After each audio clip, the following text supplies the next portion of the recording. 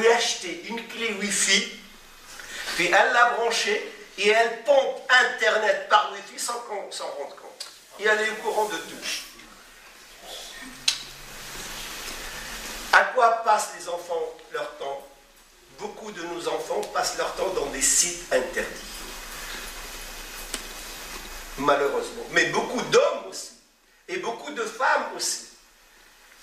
Et quand on passe dans la rue, on voit la publicité, on voit le panneau 4/3 là, et surtout bientôt l'été, vous allez voir Rouen ici, comme il y a la Seine et c'est proche de la mer, ça va être une partie de l'enfer. Vous allez voir comment les gens vont être habillés. Et parfois, nous, Shaitan vient nous dire, regarde celle-là comment elle est habillée, en minugita. Donc bien sûr, tu regardes, toi, tu suis, soi-disant, regarde comment elle est, ça va pas, elle n'a pas honte, mais pourquoi tu la regardes? Regarde ailleurs et parle. Non, il la regarde pour dire que il est en train de critiquer le pauvre. Quand on va voir les panneaux avec les bikinis, avec les femmes, etc., on va regarder. Mais on oublie, donc j'ai regardé, je tourne le regard. Non, maintenant parce qu'avec l'habitude, on n'a plus le sentiment de l'munka. Le Coran, il ne fait pas chez nous, quand on regarde ça, il y a un compagnon du prophète et il est parti, il a vu une femme sans le faire exprès. Le vent a tiré le rideau et la femme était en train de prendre son bain derrière le rideau. Et il a vu cette femme. Et il est venu voir le prophète il lui a dit, je vais aller en enfer. Qu'est-ce que c'est? Il lui a dit, mais c'est pas grave. Wallah, ce compagnon-là n'a cessé de pleurer jusqu'à sa mort. Il est mort 2 mois après. Il est mort de chagrin parce qu'il a vu une femme nue. Alors, regardez-nous combien de femmes. On peut dessiner, vous demandez à quelqu'un qui nous dessine, il va te dessiner tous les détails. Et bien sûr, on se cache. On se cache des gens, on se cache de sa femme, de ses copains, on se cache de ses parents. Et les revues. Vous avez là le programme de télévision. Regardez le programme. Vous avez la Redoute, vous avez les 3 Suisses, vous avez toute la publicité qui arrive. Ben, on regarde, et le petit garçon, la petite fille, quand elle voit son père ou sa mère en train de regarder le catalogue, là où on vend des soutiens-gorge, on vend des culottes, elle pense que c'est normal. Donc elle commence, elle regarde ça, et elle trouve que c'est normal. Et on oublie, c'est pour ça, Aouladna, nos enfants, quand ils grandissent, ils n'ont pas de pudeur. Ma fiche haya. Pourquoi? Parce qu'on ne leur a pas appris ça.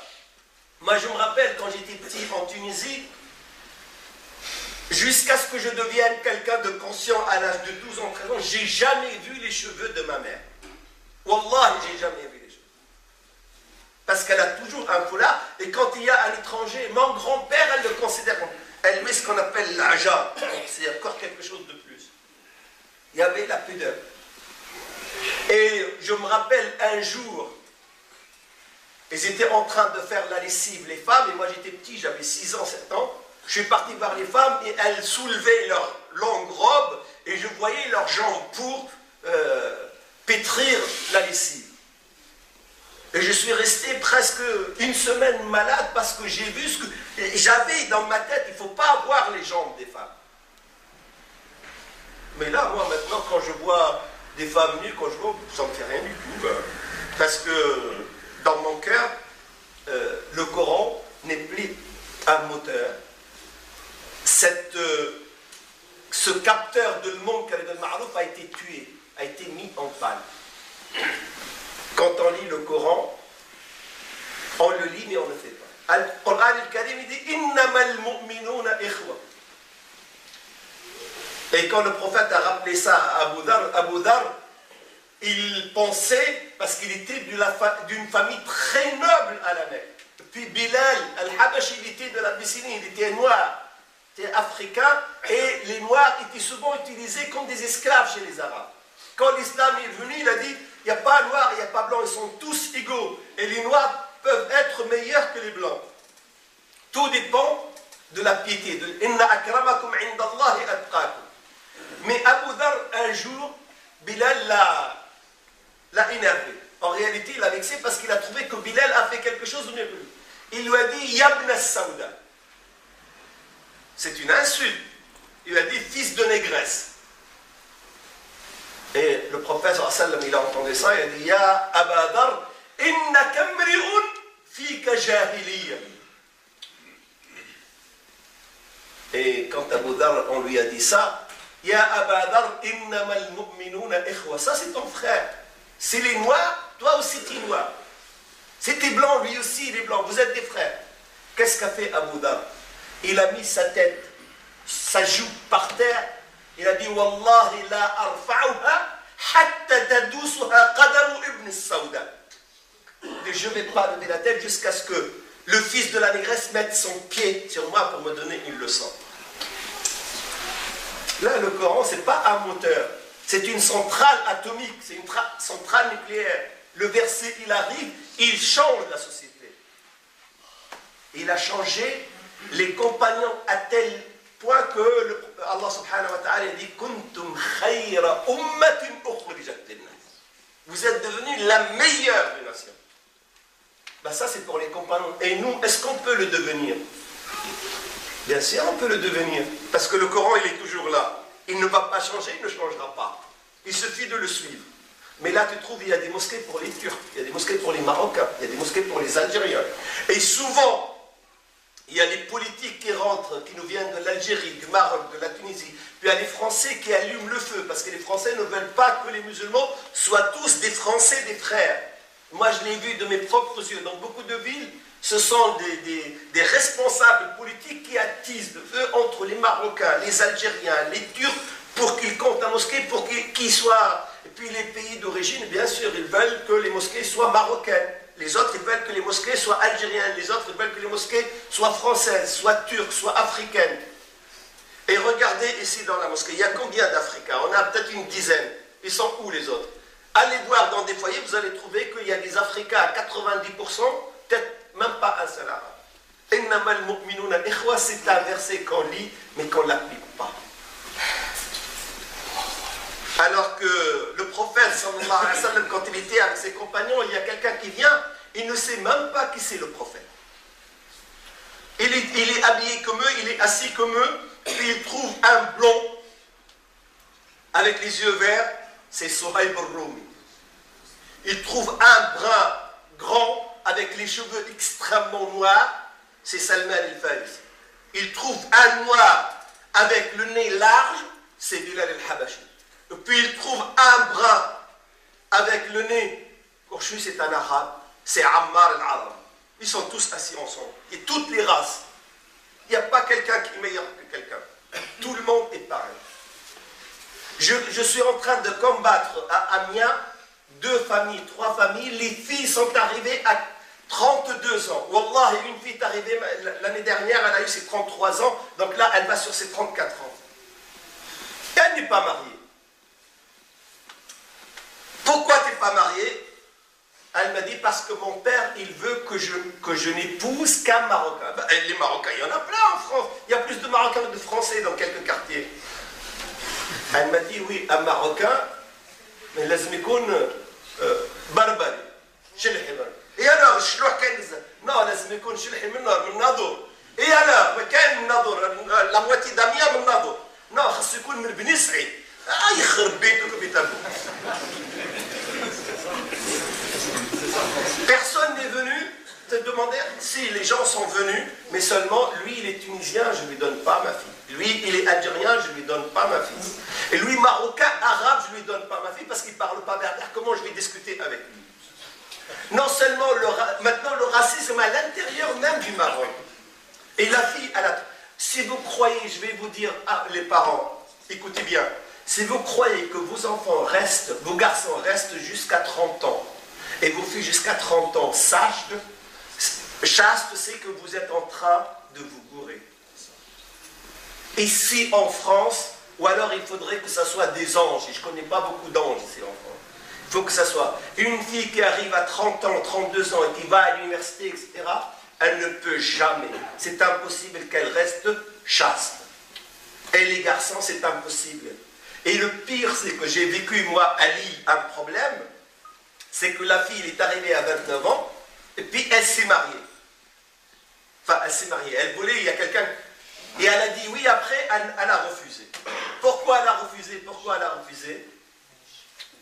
Et on ne comprend pas. Et elle est tombée dans une dépression et elle a fait un scandale. Et puis on est parti un groupe de gens pour voir son père. Et finalement, je suis allé voir la fille dans la...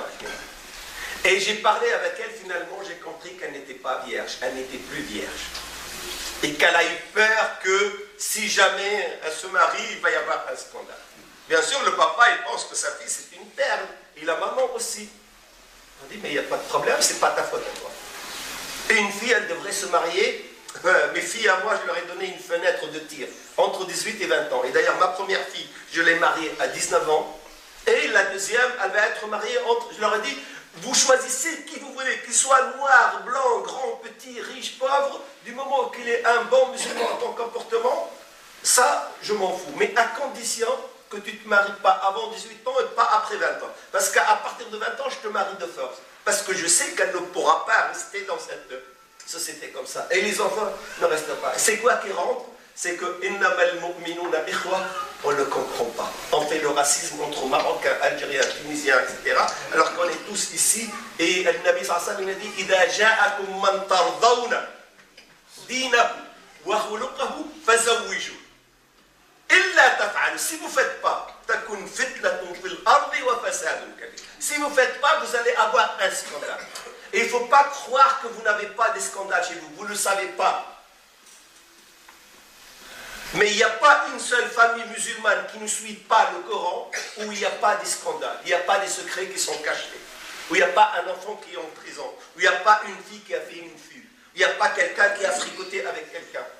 Pourquoi? Parce que le Coran n'est plus le moteur ici. Le moteur, c'est l'ascenseur social, le moteur, ce sont les traditions, le moteur, c'est... Pourtant, on vient à la mosquée et on fait la prière quand on écoute. Inch'Allah, je vais arrêter là, mais on devrait tous se mettre d'accord. Inch'Allah, Bachar va encore m'inviter une autre fois pour terminer par des exemples pratiques pour tous les jours.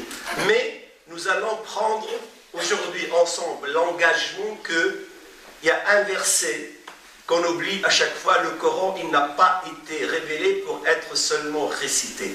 Il a été révélé pour être récité, surtout compris. أَفَلَا يَتَدَبَّرُونَ الْقُرْآنَ أَمْ عَلَى قُلُوبٍ أَقْفَالُهَا. Est-ce que leurs cœurs sont fermés? Si tu écoutes le Coran, si tu récites le Coran et tu ne comprends pas, ou tu comprends et tu ne pratiques pas, c'est que ton cœur il est fermé par un cadenas. Et le cœur fermé n'aura jamais la lumière de Allah subhanahu wa ta'ala. وَالْقُرْآنَ سَمَّاهُ اللَّهُ سُبْحَانَهُ وَتَعَالَى نُورٌ عَلَى نُورٍ. Il est nour lui-même, il est lumière et qui vient de la lumière de Allah subhanahu wa ta'ala. Donc si jamais on quitte cette salle, chacun avec l'intention, Ya Rabbi a'inni, oh mon Dieu aide-moi, ala husni tilawat al-Qur'an, ala husni fahmihi wa ala husni al-amal bihi. Aide-moi à pratiquer, appliquer al-Qur'an. À ce moment-là, vous allez voir que le Coran va changer notre vie. Il va être vraiment le moteur. C'est lui qui va être al-mizan, c'est lui qui va être la balance, c'est lui qui va être... Et là, on comprend pourquoi Radio Londres commence ses programmes par le Coran al-Karim. Parce qu'ils savent que le Coran n'a plus cette influence dans la vie des musulmans.